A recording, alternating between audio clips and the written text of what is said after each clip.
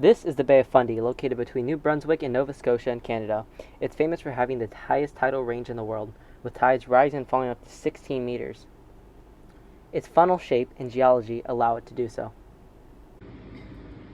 This question was inspired by the James Stewart Calculus 8th Edition Early Transcendentals.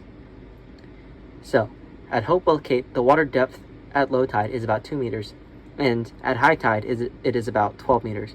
The natural period of oscillation is about 12 hours, and on June 30th, 2009, high tide occurred at 6:45 a.m. Find a function involving the cosine function that models the water depth, d of t, in meters, as a function of time, in hours after midnight on that day.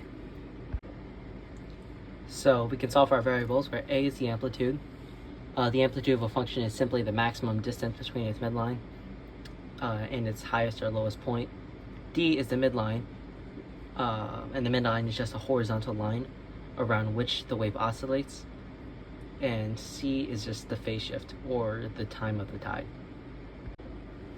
The amplitude A is just equal to the maximum and the minimum divided by 2. So that's just 12 minus 2 divided by 2 is equal to 5. And the midline D is just equal to the maximum plus the minimum divided by 2. So in other words, just the average of the highest and lowest values, which is just equal to 7.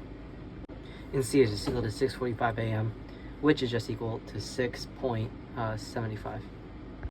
I also forgot the period T, which is simply 12, which represents the time it takes to get from the lowest point to the highest point and vice versa.